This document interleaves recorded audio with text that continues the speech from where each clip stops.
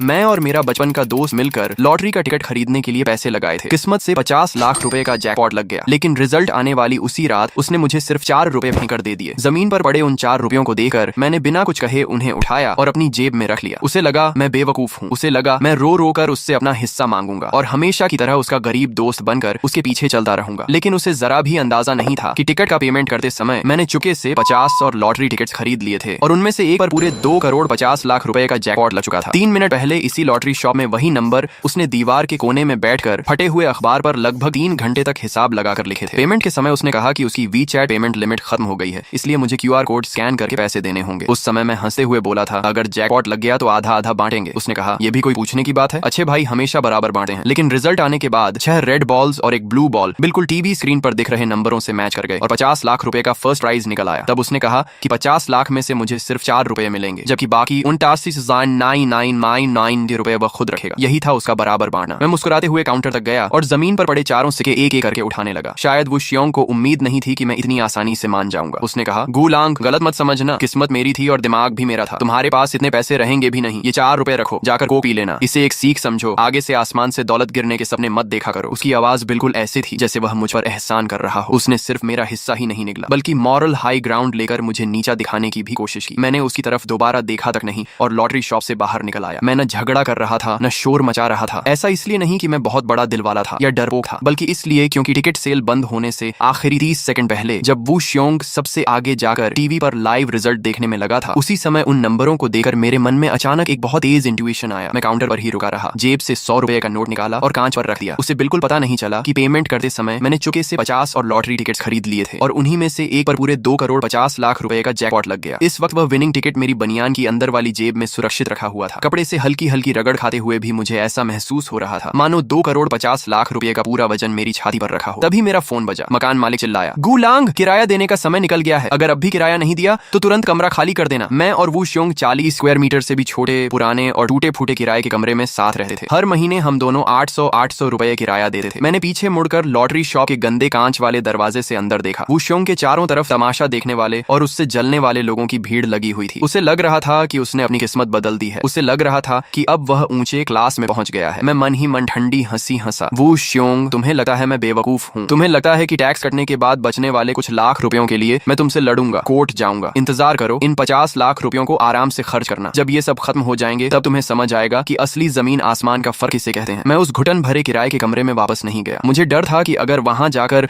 वो शियोंग का घमंड से भरा चेहरा देख लिया तो मैं अपनी हंसी नहीं रो पाऊंगा। इसलिए मैंने एक सस्ते होटल में 100 रुपये वाला स्टैंडर्ड रूम लिया। रात को थोड़ा सख्त बिस्तर पर लेटकर मैं छत को घूरता रहा। जेब में रखे हुए लॉटरी टिकट्स ऐसे महसूस हो रहे थे जैसे लाल गर्म लोहे का टुकड़ा मेरी छाती को जला रहा हो। मुझे बिल्कुल भी नींद नहीं आ रही थी। टैक्स भरने के बाद मेरे हाथ में कितने पैसे आएंगे ये देखने की मुझे बिल्कुल जरूरत नहीं थी, क्योंकि ये हिसाब मुझे पहले से ही याद था। 20% लॉटरी इनकम टैक्स करने के बाद 2 करोड़ 50 लाख में से 50 लाख टैक्स चला जाएगा और मेरे हाथ में पूरे 2 करोड़ रुपए आएंगे। एक आम इंसान अगर पूरी जिंदगी नौकरी करता रहे तब भी शायद इतनी दौलत कभी न कमा पाए। मैंने तुरंत टैक्सी ली और सीधा हाई स्पीड रेलवे स्टेशन की तरफ निकल पड़ा। क्योंकि प्राइस की रकम सिटी लॉटरी सेंटर की पेमेंट लिमिट से ज्यादा थी, इसलिए मुझे प्रोविंस लॉटरी सेंटर जाकर ही प्राइस क्लेम करना था। पूरे रास्ते मेरा फोन लगातार वाइब्रेट करता रहा। सारे मैसेजेस वो शियोंग के वीचैट पर थे। इतना छोटा दिल मत रख यार, कभी फुर्सत मिली तो तुझे खाना भी खिला दूंगा। और हाँ, वो टूटा फूटा किराए का कमरा अब छोड़ देना, उसमें पड़ा सारा कबाड़ भी फेंक देना। अब मैं अमीर आदमी हूँ, उस कुत्ते के बिल जैसे कमरे में वापस नहीं रहने वाला। उसके हर शब्द में रातों रात अमीर बनने का घमंड भरा हुआ था। ऐसा लग रहा था जैसे उसे हर हाल में मुझे नीचा दिखाना था। मैंने एक भी मैसेज का रिप्लाई नहीं किया और सीधे चैट को म्यूट कर दिया। 2 घंटे बाद मैं प्रोविंस लॉटरी सेंटर की बड़ी सी बिल्डिंग के सामने खड़ा था। मुझे बड़े सम्मान के साथ एक शानदार मीटिंग रूम में ले जाया गया। वहाँ गोल्ड फ्रेम वाला चश्मा पहने एक डायरेक्टर बैठे थे। उनका विनम्र व्यवहार देखकर मुझे थोड़ा अजीब लगा। उन्होंने मुस्कुराकर कहा, मिस्टर हु, कृपया अपना विनिंग टिकट और आइडेंटिटी प्रूफ दिखाइए। मैंने अपनी अंदर वाली जेब से बहुत सावधानी से लॉटरी टिकट निकाला और उन्हें दे दिया। उन्होंने दोनों हाथों से टिकट लिया, उसे वेरिफिकेशन मशीन पर स्कैन किया। मशीन से एक साफ बीप की आवाज आई और स्क्रीन पर लंबी सी नंबर लिस्ट दिखाई देने लगी। डायरेक्टर ने हैरानी से मेरी तरफ देखा और कहा, मिस्टर हु, आपके कुल 50 टिकट्स विनिंग हैं। Total prize amount 2 crore 50 lakh रुपए है। टैक्स कटने के बाद आपको पूरे 2 करोड़ रुपए मिलेंगे। क्या हम आगे की प्रोसेस शुरू करें? मेरी शांत प्रतिक्रिया देकर डायरेक्टर और भी ज्यादा हैरान हो गए। उन्होंने शायद ऐसे कई विनर्स देखे होंगे जो करोड़ों जीतकर रो पड़े हों या खुशी से बेहोश हो गए हों, लेकिन उन्होंने शायद पहली बार ऐसा नौजवान देखा था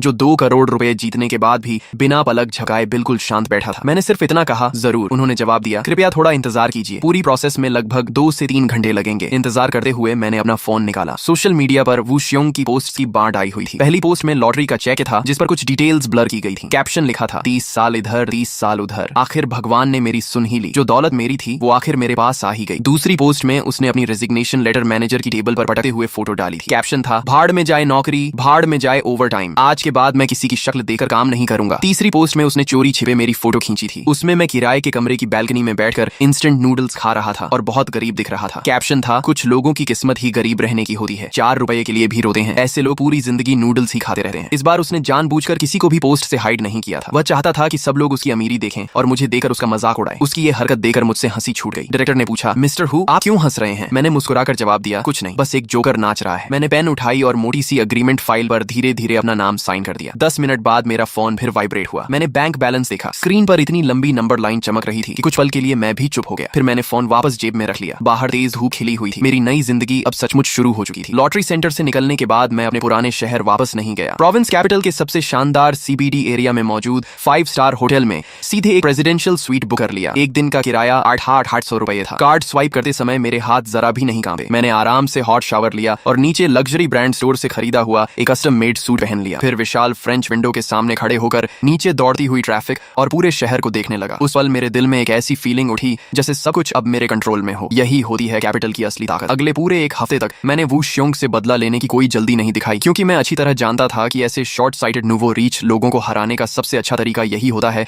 कि पहले उन्हें खुद अपने घमंड में पूरी तरह भूलने दो, और जब उनका घमंड आसमान छूने लगे तब एक ही लात मारकर उन्हें गहरी खाई में गिरा दो। मैंने हेड हंटिंग कंपनी के जरिए हाई सैलरी पर रिक्रूटमेंट शुरू कर दी। मेरा प्रेसिडेंशियल स्वीट कुछ ही दिनों में टेम्पोरेरी इंटरव्यू ऑफिस बन गया। मैं अपने लिए एक टॉप लेवल बिजनेस टीम तैयार कर रहा था ताकि आगे की पूरी रिवेंज प्लान के लिए मजबूत फाउंडेशन बन सके। दूसरी तरफ इस पूरे हफ्ते वू श्योंग की फिजूल खर्ची एक पल के लिए भी नहीं रुकी, जैसे वह अपनी पूरी जिंदगी की गरीबी और तकलीफ एक ही हफ्ते में निकाल देना चाहता हो। हर दिन वह मुझे अपनी अमीरी दिखाने वाले मैसेजेस भेजता रहता था। मंगलवार को उसने नई कार के स्टीयरिंग व्हील की फोटो भेजी, बीच में पोर्शे का गोल्डन लोगो चमक रहा था। कैप्शन लिखा था देखा हूं लांग, पूरे 1 करोड़ 80 लाख कैश देकर पोर्शे पैनामेरा खरीदी है। असली लेदर सीट की स्मेल कैसी होती है ये तू शायद जिंदगी भर नहीं सूंघ पाएगा। अब सोचता हूँ उस दिन तुझे कुछ 100 रुपए और दे देता। गुरुवार को उसने अपनी रिस्ट की क्लोजअप फोटो भेजी, हाथ में रोलेक्स सबमरीनर हल्क थी और उसके साथ लाल नेल पॉलिश लगाए एक लड़की का हाथ उसकी बाह में था। कैप्शन था 18 लाख की रोलेक्स है और ये छोटी सी इंटरनेट सेलिब्रिटी पहले मेरी तरफ देखती भी नहीं थी, अब हर दिन मेरे पीछे घूमती है और मुझे ब्रदर श्योंग बुलाती है। पैसा सच में कमाल की चीज है, लेकिन अमीर बनने की किस्मत हर किसी को नहीं मिलती। उसके ये घटिया शो ऑफ वाले मैसेजेस देकर मुझे अब बोरियत होने लगी थी। टैक्स कटने के बाद उसके पास लगभग 40 लाख रुपए बचे थे। उनमें से 18 लाख की वॉच, 18 लाख की कार और बाकी की फजूल खर्ची। सिर्फ कुछ दिनों में ही उसकी आधी पूंजी खत्म हो चुकी थी। उसे लग रहा था कि वह अब हाई क्लास में पहुंच गया है, जबकि असली अमीर लोगों की नजर में वह सिर्फ एक ऐसा नूवो रिच था जिसके पास न एक्सपीरियंस था न विजन, और ऐसे लोग सबसे आसान शिकार होते हैं। तभी मेरा असिस्टेंट अंदर आया और बोला मिस्टर हु ये कमर्शियल एक्विजिशन प्लान देख लीजिए। आपकी इंस्ट्रक्शन के मुताबिक हमने शहर के ईस्ट साइड वाली सबसे फेमस कमर्शियल स्ट्रीट का पूरा सर्वे कर लिया है। डेवलपर की फंडिंग चेन टूट चुकी है और वह प्रोजेक्ट जल्दी बेचना चाहता है। अगर हम पूरा प्रोजेक्ट खरीदें तो लगभग 8 करोड़ रुपए लगेंगे। मैंने फाइल खोली और शॉप फोटोज देखने लगा। वही हमारे पूरे शहर का सबसे बिजी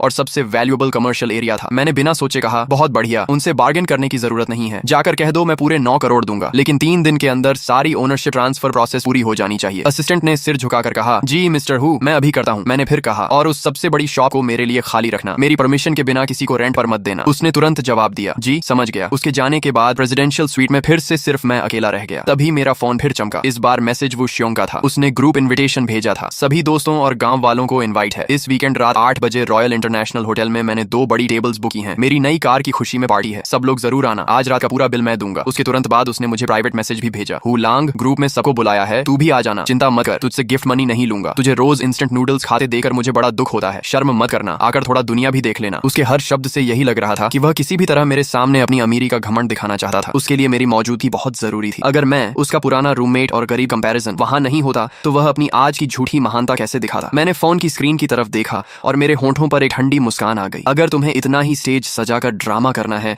तो ठीक है, मैं भी आ जाता हूँ और साथ ही तुम्हें दिखा दूंगा कि असली दुनिया कैसी होती है। वीकेंड की रात ठीक 8 बजे मैंने एम्परर हॉल के प्राइवेट रूम का भारी दरवाजा धक्का देकर खोला। विशाल क्रिस्टल शैंडलियर के नीचे 20 लोगों के बैठने लायक एक बड़ी राउंड टेबल लगी हुई थी। वहां हमारे गांव के वही लोग बैठे थे जो पहले फैक्ट्री और कंस्ट्रक्शन साइट पर मजदूरी किया करते थे। वू श्योंग सबसे बीच वाली मेन सीट यानी बिल्कुल सी पोजीशन पर बैठा था। उसके साथ एक ज्यादा मेकअप किए हुए औरत चिपकर बैठी थी, वही गोल्ड डिगर लड़की लियू रुएन जिसकी फोटोज वह सोशल मीडिया पर डाल रहा था। मुझे देखते ही वू श्योंग जोर से हंसा और बोला अरे वाह, जिसका नाम लो वही हाजिर। देखो भाई लोग, ये है हमारा महान हु लांग, सिर्फ 4 रुपए लगाकर मुझसे 25 लाख रुपए मांगने वाला मेरा सबसे अच्छा दोस्त। अरे हु लांग, ये सूट कहाँ से रेंट पर लिया, बड़ा फिट बैठ रहा रहा है, एक दिन का 200 रुपए तो लगा ही होगा। उसकी बात खत्म होते ही पूरा प्राइवेट रूम ढाकों से गूंज उठा। वहां बैठे ज्यादातर लोग भी कभी गरीब थे, लेकिन अब वो श्योंग की अचानक आई दौलत देकर बिना सोचे समझे उसी के पक्ष में खड़े हो गए थे। कोई बोला, यार उस दिन सच में तूने गलत किया था, नंबर तो ब्रदर श्योंग ने निकाले थे, फिर तू किस बात का हिस्सा मांग रहा था? दूसरा हंसकर बोला, बिल्कुल, आज ब्रदर श्योंग सिर्फ एक टेबल पर ही दसियों हजार रुपए खर्च कर रहा है। जल्दी जा, उसे एक ड्रिंक पिला और माफी मांग। मैंने शांत आवाज में कहा, ड्रिंक रहने दो, मैं आज सिर्फ खाना खाने आया हूँ। मेरी बात सुनते ही वू श्योंग का चेहरा उतर गया। उसे मेरी बिना डरे बिना झुके बात करने की आदत बिल्कुल पसंद नहीं आई। उसने ठंडी हंसी के साथ कहा, अच्छा अभी भी तेरे अंदर ईगो बचा हुआ है। फिर उसने वेटर को आवाज लगाई, सबसे महंगे डिशेस लाओ, Australian lobster, king crab, shark fin, abalone, जो सबसे एक्सपेंसिव है सब टेबल पर होना चाहिए। आज हमारे गरीब दोस्त की आंखें खोल देते हैं। कुछ ही देर में पूरा टेबल महंगे खाने से भर गया। वू श्योंग पूरे समय अपनी पोर्श खरीदने की कहानी बढ़ा चढ़ाकर सुनाता रहा। फिर बताने लगा कि पिछली रात उसने नाइट क्लब में एक ही रात में 30,000 रुपए उड़ा दिए। उसकी बातें सुनकर गांव वालों की आंखों में लालच साफ दिखाई देने लगा। सब लोग बारी बारी से ग्लास उठाकर उसके पास जाते, उसे टोस्ट करते और बड़े प्यार से ब्रदर श्योंग कहकर बुलाते। 3 राउंड ड्रिंक्स होने के बाद उसका घमंड पूरी तरह आसमान पर पहुंच चुका था। उसने लियू रुयेन की कमर में हाथ डाला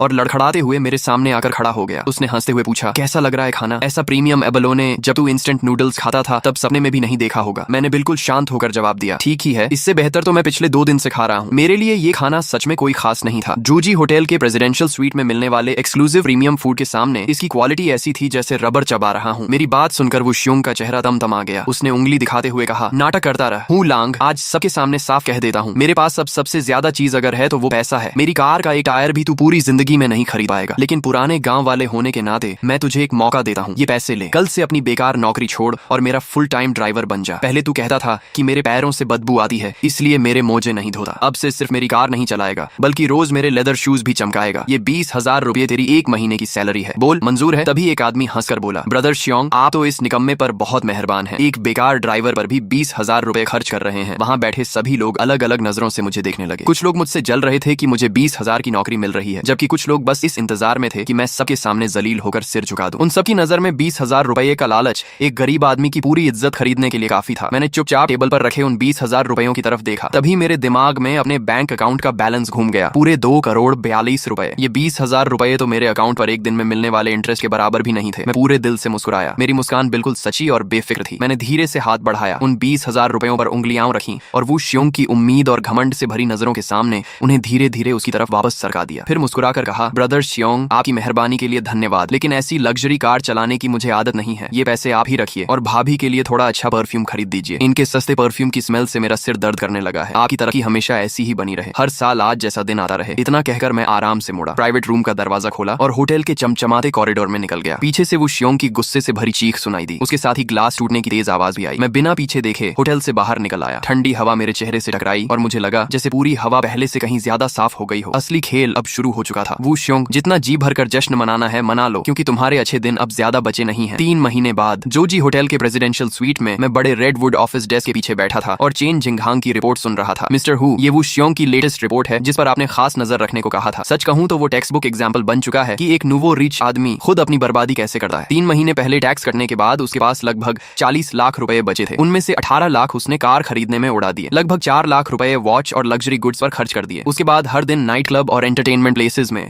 खुद को बड़ा बॉस दिखाने के लिए हजारों लाखों रुपए उड़ाता रहा। इतना ही नहीं, गांव वालों के सामने रौब जमाने के लिए जिसे भी पैसे चाहिए होते उसे उधार दे देता था। लेकिन जिन लोगों को वह अपना भाई समझता था उनमें से किसी ने भी पैसे लौटाने का इरादा नहीं रखा। बैंक के अंदर हमारे कॉन्टेक्ट से मिली जानकारी के मुताबिक इस समय उसके अकाउंट में 15 लाख रुपए भी नहीं बचे हैं। मैंने हल्की मुस्कान के साथ पूछा, पैसा इतनी जल्दी खत्म होने लगा, अब घबराना शुरू कर दिया होगा? चेन जिंगहांग ने सिर हिलाकर कहा, जी बहुत ज्यादा। अब भी वो स्पोर्ट्स कार चलाता है, साथ में जवान लड़की रखता है और हर महीने कम से कम 10 लाख रुपए का फिक्स्ड एक्सपेंस है। अगर यही हाल रहा तो अगले स्प्रिंग तक पूरी तरह दिवालिया हो जाएगा। इसलिए अब वो बिजनेस शुरू करके पैसे से और पैसा कमाना चाहता है ताकि बड़े बॉस वाली अपनी इमेज बचा सके। मैंने पूछा, क्या बिजनेस? उसने जवाब दिया, रेस्टोरेंट। उसने ईस्ट साइड की शिनहुई कमर्शियल स्ट्रीट पर 3 मंजिला शॉप पसंद की है। उसका प्लान है कि वहाँ शहर का सबसे luxury sea food private restaurant खोले। और मजे की बात यह है कि वही शॉप है जिसे आपने 3 महीने पहले हर हाल में खाली रखने का ऑर्डर दिया था। मैंने पूछा, कॉन्ट्रैक्ट साइन किया? उसने कहा, अभी नहीं, लेकिन पूरी कमर्शियल स्ट्रीट की एक्विजिशन आज दोपहर पूरी हो गई है। सारी लीगल प्रोसेस खत्म हो चुकी है। मैंने शांत आवाज में कहा, याद रखना आगे से प्रॉपर्टी मैनेजर ही उससे डील करेगा। किसी भी हाल में उसे पता नहीं चलना चाहिए कि इस इन्वेस्टमेंट कंपनी का असली मालिक मैं हूँ। जी मिस्टर हूँ। उसी समय शहर के दूसरे कोने में एक हाई एंड कॉफी शॉप के अंदर वो श्योंग कैलकुलेटर लेकर पसीना पसीना होकर हिसाब लगा रहा था। उसके सामने बैठी लियू रुयेन अपने नए मैनिक्योर को देखते हुए ऊब चुकी थी। उसने चिढ़कर कहा, ब्रदर श्योंग, आखिर तुम करना क्या चाहते हो? सिर्फ शॉप का 1 साल का रेंट ही 80 लाख रुपए है। ऊपर से एडवांस डिपॉजिट मिलाकर शुरुआत में ही 1 करोड़ से ज्यादा देना पड़ेगा। पड़ेगा। वू श्योंग गुस्से से चिल्लाया, तुम औरतों को क्या समझ आता है, तुम्हारी सोच बहुत छोटी है। लेकिन उसके चेहरे पर छिपी घबराहट साफ दिखाई दे रही थी, क्योंकि उसे खुद पता था कि उसके अकाउंट में अब 15 लाख रुपए भी नहीं बचे थे। अगर रेंट भर देता तो अच्छी क्वालिटी की टाइल्स खरीदने के पैसे भी नहीं बचे। लेकिन अब पीछे हटना उसके बस की बात नहीं थी। पिछली रात ही उसने गांव वालों के ग्रुप में बड़े बड़े रेड एनवेलोप्स भेजकर ऐलान किया था कि अब वो हाई एंड रेस्टोरेंट इंडस्ट्री में उतरने वाला है और पूरे शहर का सबसे लग्जरी सी फूड रेस्टोरेंट खोलेगा। सब लोग उसे चेयरमैन चोंग कहकर तारीफ कर रहे थे। अगर अब वह पीछे हटा तो उसका खोखला घमंड पूरी तरह टूट जाता। उसने दांत भींचकर कहा, ये पूरे शहर की सबसे प्राइम लोकेशन है। एक बार रेस्टोरेंट चल पड़ा तो रोज का टर्नओवर लाखों में होगा। एक महीने में कॉस्ट निकल आएगी। पैसे की मेरे पास कोई कमी नहीं। डेकोरेशन चाहिए ना, सबसे महंगी डेकोरेशन होगी। पूरे रेस्टोरेंट को गोल्ड स्टाइल में सजाओ, सारे पिलर्स गोल्डन कर दो, सबसे बड़े क्रिस्टल शैंडलियर्स लगाओ। जो भी अंदर आए पहली नजर में समझ जाए कि मालिक बहुत अमीर है। लियू रुएन ने उसकी बात सुनकर बस आंखें घुमाई और चुप हो गई। अगले दिन सुबह वू श्योंग बैंक कार्ड लेकर पूरे घमंड के साथ शिनहुई कमर्शियल स्ट्रीट के प्रॉपर्टी मैनेजमेंट ऑफिस पहुंचा। उसने बिना सोचे रेंटल कॉन्ट्रैक्ट पर साइन कर दिए। पीओएस मशीन की बी के साथ 1 करोड़ से ज्यादा रुपए सीधे मेरी कमर्शियल रियल एस्टेट कंपनी के अकाउंट में ट्रांसफर हो गए। कार्ड में सिर्फ लगभग 3 लाख रुपए बचे देकर उसका दिल एक पल के लिए कांप गया। लेकिन जब वह ऑफिस से बाहर निकला, अपनी नई विशाल शॉप और ग्लास डोर में खड़ी अपनी पोर्शे की रिफ्लेक्शन देखी तो उसे फिर लगा कि सब सही चल रहा है। उसे क्या पता था कि उसके सिर के ऊपर लगे सीसीटीवी कैमरा के पीछे से मैं प्रेसिडेंशियल स्वीट में बैठा रेड वाइन पीते हुए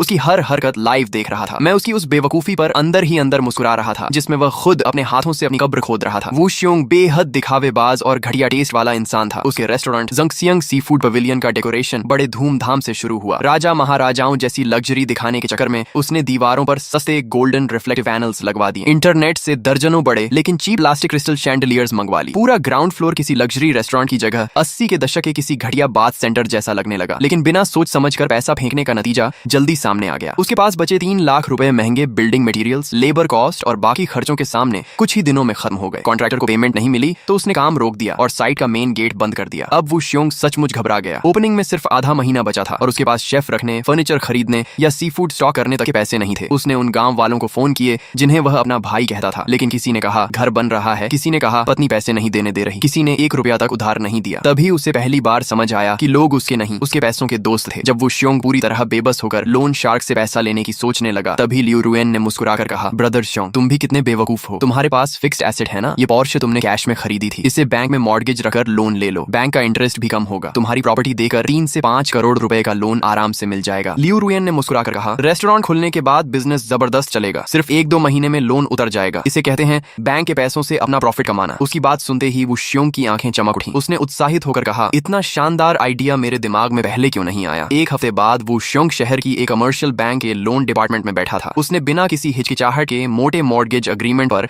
अपना लाल थंब इंप्रेशन लगा दिया। अपनी पोर्शे पनामेरा और गांव वाले घर को मॉर्गेज रखने के बाद बैंक ने उसकी प्रॉपर्टी की वैल्यूएशन करके उसे पूरे 3 करोड़ रुपए का लोन मंजूर कर दिया। जैसे ही उसके फोन पर 3 करोड़ रुपए अकाउंट में आने का मैसेज आया, उसे लगा कि उसका आत्मविश्वास फिर से लौट आया है। उसने तुरंत डेकोरेशन का बाकी पेमेंट कर दिया, फिर इंटरनेट पर भारी भरकम एडवर्टाइजमेंट चलवाए। ओपनिंग के लिए उसने दर्जनों खूबसूरत होस्टेसेस हायर की और पूरे शहर में ऐलान कर दिया कि उसका रेस्टोरेंट शहर का सबसे लग्जरी सी फूड रेस्टोरेंट बनने वाला है। यहाँ तक कि उसने मुझे भी मैसेज भेजा, हू लांग, कल दोपहर 12 बजे ईस्ट सिटी की शिनहुई कमर्शियल स्ट्रीट पर मेरा जुंगसियांग sea food pavilion grand opening कर रहा है। मत कहना कि मैंने तेरा ख्याल नहीं रखा, आ जाना, तुझे शार्क फिन सूप का एक बोल फ्री में पिलाऊंगा ताकि जिंदगी में पहली बार उसका स्वाद चख सके। उसी समय मैं रोल्स रॉयस की पिछली सीट पर बैठा अपनी रियल एस्टेट कंपनी के हेड ऑफिस की तरफ जा रहा था। कार धीरे धीरे बाओफू टावर के सामने आकर रुकी। चेन जिंगहांग पहले से ही कंपनी के कई सीनियर एग्जीक्यूटिव्स के साथ रेड कार्पेट के दोनों तरफ मेरा इंतजार कर रहा था। मुझे देखते ही उसने आदर से कहा, मिस्टर हू, शिनहुई कमर्शियल स्ट्रीट की सारी प्रॉपर्टी ट्रांसफर प्रोसेस पूरी हो चुकी है। आज से उस पूरी स्ट्रीट की हर ईंट, हर दुकान और हर इंच जमीन कानूनी तौर पर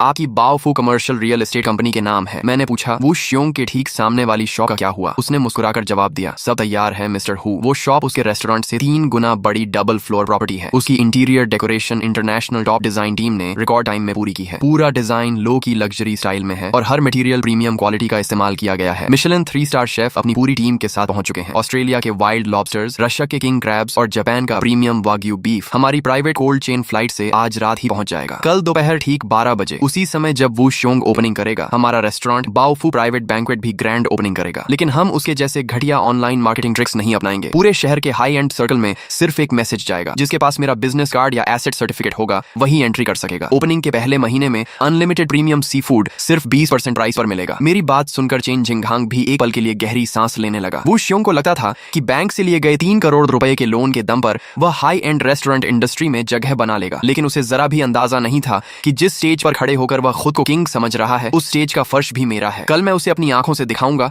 कि उसका लोन और घमंड पर टिका हुआ अमीरी का सपना कैसे पल भर में चकनाचूर होता है और एब्सोल्यूट स्ट्रेंथ के सामने कैसे धीरे धीरे धूल बनकर बिखर जाता है। 8 अगस्त शिनहुई कमर्शियल स्ट्रीट का सेंट्रल प्लाजा ढोल नगाड़ों की गूंज से भर चुका था। वू श्योंग ने अपने रेस्टोरेंट का नाम रखा था जुंगसियांग दिंगजुन सी फूड पवेलियन। इस ओपनिंग के लिए उसने उधार लेकर जुटाया हुआ हर पैसा झोंक दिया था। एंट्रेंस के बाहर पूरे 50 मीटर लंबा रेड कारपेट बिछा था। दोनों तरफ लाल छिपाव पहने लंबी होस्टेसेस ठंडी हवा में कांप रही थीं, लेकिन फिर भी मजबूरी में मुस्कुराए जा रही थीं। लियू रुएन ने उत्साहित होकर कहा, ब्रदर श्योंग, आज तो कमाल हो गया। देखो, शहर के इतने बड़े बड़े बिजनेसमैन भी आ गए हैं। वू श्योंग ने घमंड से सीना चौड़ा करते हुए कहा, जरूर आएंगे, अब मेरी स्टेटस ही ऐसी है। आज अगर ओपनिंग हिट हो गई तो आगे से ये रेस्टोरेंट पूरे शहर के अमीर लोगों का फिक्स्ड डाइनिंग स्पॉट बन जाएगा। वह ग्लास डोर के पीछे खड़ा था और उसकी आंखों में सिर्फ ऐसा ही पैसा घूम रहा था। उसे लग रहा था कि कुछ ही देर में कस्टमर्स की लंबी लाइन उसके रेस्टोरेंट में घुसेगी और नोटों की बारिश होने लगेगी। तभी वह अपने स्टाफ को 68,000 रुपए वाली स्पेशल फायर क्रैकर चेन जलाने का ऑर्डर देने ही वाला था कि ठीक सामने सिर्फ 12 मीटर चौड़ी सड़क के उस पार पिछले आधे महीने से काले कपड़े से ढकी हुई 3 मंजिला विशाल बिल्डिंग में अचानक हलचल शुरू हो गई। वहां न ढोल बज रहे थे, न कोई सस्ता दिखावा था, न लाल सजावट। फिर भी पूरा माहौल अचानक बदलने लगा। काले कारपेट या भड़कीली सजावट की जगह कुछ धीमी लेकिन गरिमामयी कैनन सल्यूट की आवाजें गूंजी। उसी के साथ उस विशाल काले पर्दे ने रेशम की तरह धीरे धीरे नीचे गिरना शुरू किया। सामने की पूरी बिल्डिंग सबके सामने आ गई। वू श्योंग के चेहरे की मुस्कान उसी पल जम गई। उसके दिल में अचानक एक बेहद अशुभ एहसास उठा। ये रेस्टोरेंट सामने का खुल गया। तभी कमर्शियल स्ट्रीट के एंट्रेंस से लग्जरी कार्स का एक लंबा कन्वॉय अंदर आया। वहां एक भी कार ऐसी नहीं थी जिसकी कीमत 30 लाख रुपए से कम हो। सारी कार्स बिल्कुल शांत तरीके से बाओफू प्राइवेट बैंक्वेट के सामने आकर रुक गईं। उनमें से सूट पहने हुए शहर के बड़े बड़े बिजनेस टाइकून्स उतरे,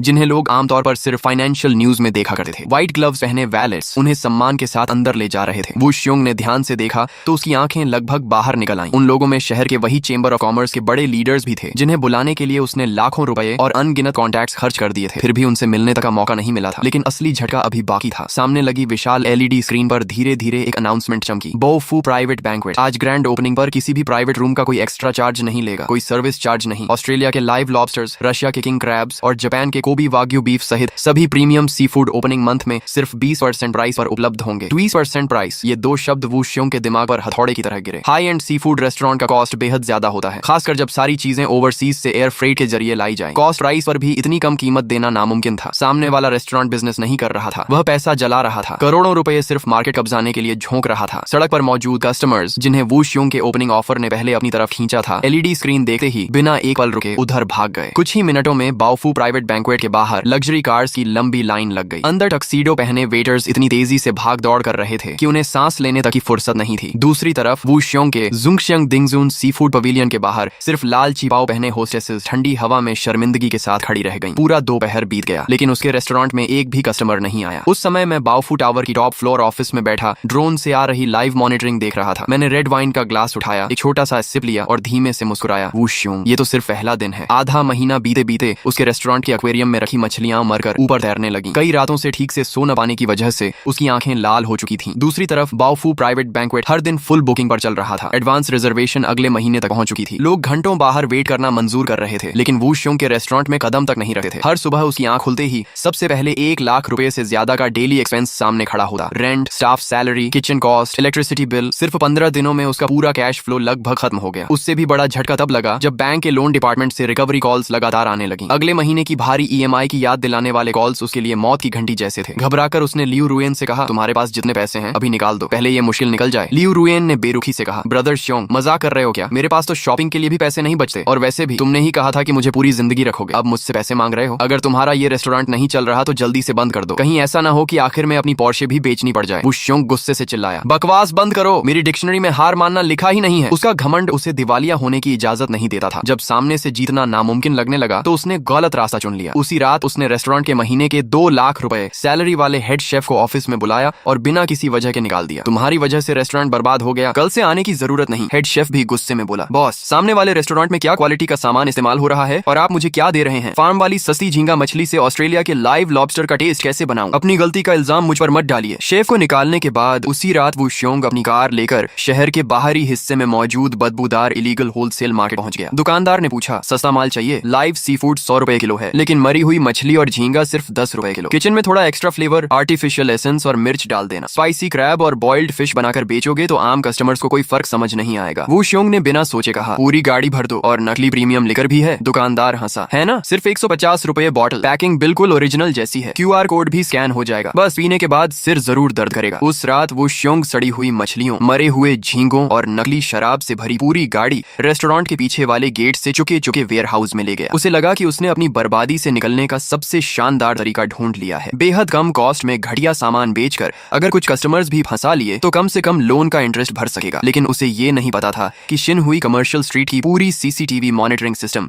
यहाँ तक कि उसके रेस्टोरेंट के पीछे वाला HD कैमरा भी सीधे मेरी ऑफिस से कनेक्टेड था। मैं अपनी चेयर पर बैठा मॉनिटर पर उसे चोरी की तरह सड़ा हुआ सीफूड किचन में ले जाते हुए देख रहा था। मुझे गुस्सा बिल्कुल नहीं आया, बल्कि उस पर दया और हंसी दोनों आ रही थी। सिर्फ 50 लाख रुपए ने एक इंसान को इतना अंधा बना दिया था कि अपनी लालच की खाई भरने के लिए उसने इंसानियत की आखिरी सीमा भी पार कर दी। मैंने डेस्क पर रखा लैंडलाइन उठाया, मार्केट सुपरविजन ब्यूरो की कंप्लेंट हेल्पलाइन मिलाई और कहा, मैं एक रिस्पॉन्सिबल सिटीजन हूँ। मैं ईस्ट सिटी की शिनहुई कमर्शियल स्ट्रीट के shop number 16 जंगसियांग sea food pavilion के खिलाफ ऑफिशियल कंप्लेंट दर्ज कराना चाहता हूँ। ये लोग सड़ा हुआ सी फूड खरीदकर कस्टमर्स को बेच रहे हैं और बड़ी मात्रा में फेक प्रीमियम लिकर भी बेच रहे हैं। मेरे पास पूरे एविडेंस मौजूद हैं, परचेज वीडियोस और ब्लैक मार्केट ट्रांजैक्शंस की डिटेल्स मैंने पहले ही डिपार्टमेंट की ऑफिशियल कंप्लेंट ईमेल पर भेज दी है। कॉल खत्म करके मैं फ्रेंच विंडो के सामने जाकर खड़ा हो गया। बाहर आसमान पर काले बादल छा चुके थे। ऐसा लग रहा था जैसे तेज बारिश आने वाली हो।